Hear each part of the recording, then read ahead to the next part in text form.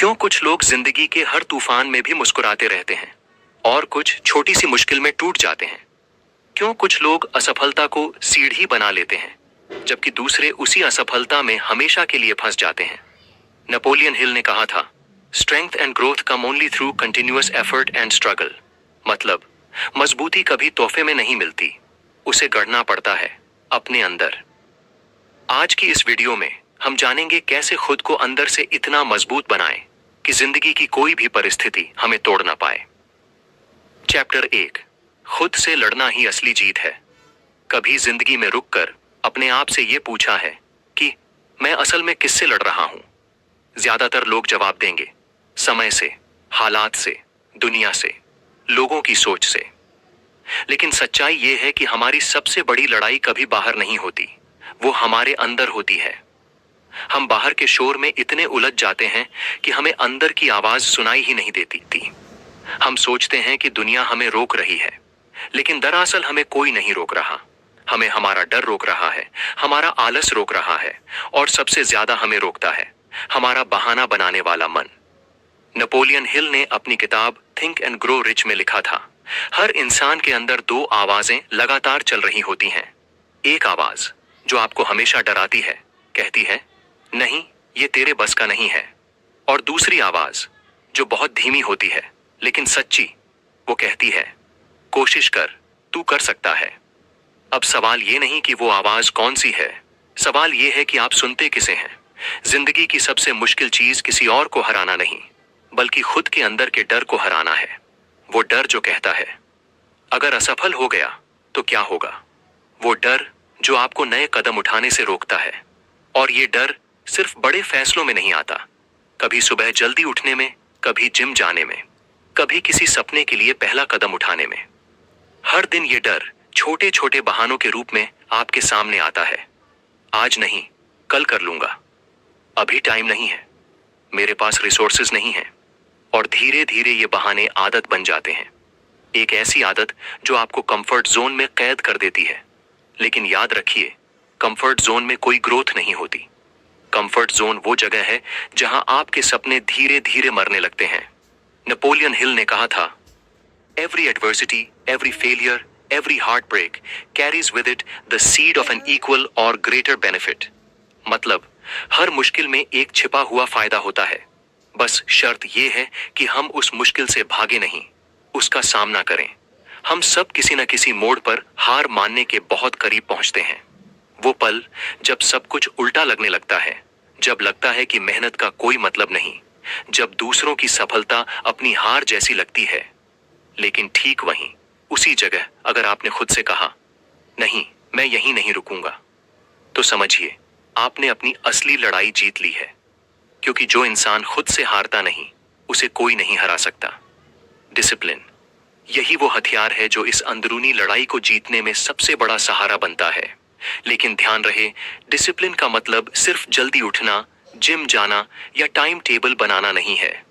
Discipline का असली मतलब है अपने माइंड को कंट्रोल करना, माइंड को डायरेक्शन देना, माइंड को यह सिखाना कि वो हर स्थिति में पॉसिबिलिटी देखे, नेगेटिविटी नहीं।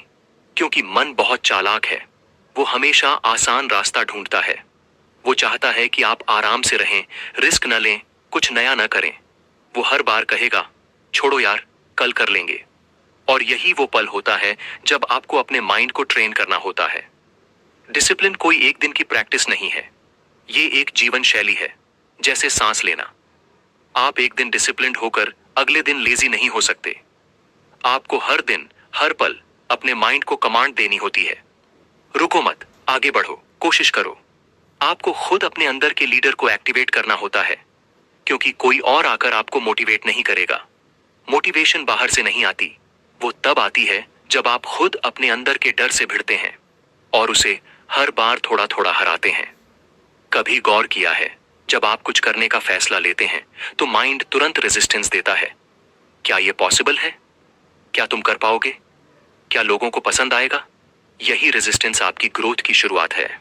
अगर आपने इस रेजिस्टेंस से भागने की बजाय उसे समझा, तो आपने अपने माइंड को कंट्रोल करना शुरू कर दिया है। माइंड कंट्रोल की असली शुरुआत तब होती है जब आप रिएक्शन की बजाय रिस्पॉन्स चुनते हैं।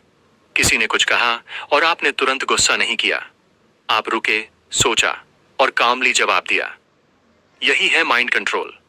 किसी मुश्किल में पैनिक न करना, बल्कि स्थिति को ऑब्जर्व करना और फिर एक्शन लेना, यही असली डिसिप्लिन है। नेपोलियन हिल कहते हैं, self discipline begins with the mastery of your thoughts. If you do not control your thoughts, you can not control your needs. और यही सच्चाई है, क्योंकि जब आप अपने थॉट्स पर काबू पा लेते हैं तो आप अपने इमोशंस, डिसीजंस और एक्शंस सब पर कंट्रोल पा लेते हैं। लाइफस्टाइल टिप, हर सुबह सिर्फ 10 मिनट साइलेंस प्रैक्टिस करें। कोई फोन नहीं, कोई सोशल मीडिया नहीं, कोई म्यूजिक नहीं, सिर्फ आप, आपकी सांसें और आपका मन। शुरू में आपको बेचैनी होगी, मन भागेगा, लेकिन धीरे धीरे आप पाएंगे कि मन शांत होने लगा है। उस साइलेंस में आपको वो क्लैरिटी मिलेगी जो किसी नॉइज में नहीं मिल सकती। आप खुद से एक सवाल पूछें, मैं आज किस चीज में थोड़ा बेहतर बन सकता हूं? बस इतना ही। क्योंकि सुधार एक दिन में नहीं आता, वो हर दिन के छोटे छोटे डिसीजन से आता है। साइलेंस प्रैक्टिस आपको सिखाती है कैसे अपने माइंड को ऑब्जर्व करें, कैसे अपनी भावनाओं को समझें और कैसे खुद को अंदर से डायरेक्शन दें। जब आप हर सुबह 10 मिनट अपने आप से जुड़ते हैं तो धीरे धीरे आप महसूस करेंगे कि बाहर की हर केओस में भी आपका अंदर का हिस्सा शांत रहने लगा है। एक और पावरफुल एक्सरसाइज, हर रात सोने से पहले खुद से एक छोटा सवाल पूछें, क्या मैंने आज अपने डर से थोड़ा सा जीता? अगर जवाब हाँ है तो समझिए आप पहले से मजबूत हो गए हैं। स्ट्रेंथ का मतलब कभी भी परफेक्ट होना नहीं है। स्ट्रेंथ का मतलब है हर बार गिरकर भी उठना, हर बार हार कर भी मुस्कुराना, हर बार डर कर भी आगे बढ़ना। नेपोलियन हिल का फिलॉसफी कहता है, strength and growth come only through continuous effort and struggle. यानी अगर आप मजबूत बनना चाहते हैं तो स्ट्रगल से भागिए मत, उसे अपनाइए, उसे समझिए, क्योंकि हर स्ट्रगल आपके अंदर के स्टील को और सख्त बनाता है। हर बार जब आप अपने माइंड को डिसिप्लिन करते हैं तो आप अपनी आत्मा को एम्पावर करते हैं।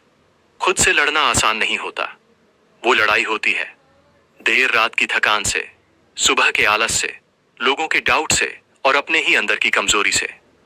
लेकिन जब आप एक एक करके इन सबको हराने लगते हैं तो आपको एहसास होता है कि असली जीत मेडल्स या अपलॉज में नहीं होती, वो उस शांति में होती है जो भीतर से आती है। वो शांति जो कहती है, मैं अब अपने ऊपर कंट्रोल रखता हूं। खुद से लड़ना असली जीत है, क्योंकि इस लड़ाई में आप किसी और को नहीं बल्कि अपने पुराने वर्जन को पीछे छोड़ते हैं। हर दिन आप थोड़ा और इवॉल्व होते हैं, थोड़ा और क्लियर, थोड़ा और मैच्योर, थोड़ा और ग्राउंडेड। और यही एवोल्यूशन, यही ग्रोथ आपको अंदर से अटूट बनाती है। तो जब अगली बार आपका माइंड आपको रोके, जब वो कहे नहीं नहीं कर सकता, तो मुस्कुरा कर कहिए, बस देख कैसे करता हूं। क्योंकि जो इंसान अपने मन पर विजय पा लेता है वो पूरी दुनिया जीत लेता है। चैप्टर 2, कमजोरी को ताकत में बदलो। जिंदगी में हर किसी को कभी ना कभी ऐसा पल जरूर महसूस होता है जब सब कुछ बिखरता हुआ लगता है, जब मेहनत का कोई फल नहीं दिखता, जब अपने ही लोग साथ छोड़ देते हैं, जब भरोसा टूटता है और दिल भी। वो पल जब लगता है कि अब बस, अब और नहीं। पर यहीं से असली कहानी शुरू होती है। नेपोलियन हिल ने कहा था, every adversity carries with it the seed of an equal or greater benefit. यानी हर दर्द, हर स्ट्रगल अपने साथ एक छिपा हुआ तोहफा लेकर आती है, ग्रोथ का तोहफा। लेकिन उस तोहफे को पाने के लिए पहले आपको उस दर्द को स्वीकार करना पड़ता है। क्योंकि सच ये है, पेन ही स्ट्रेंथ का रॉ मटेरियल है। जिस तरह लोहे को आग में तपाकर स्टील बनाया जाता है, उसी तरह इंसान को भी जिंदगी की आग में जलना पड़ता है ताकि वो मजबूत बन सके।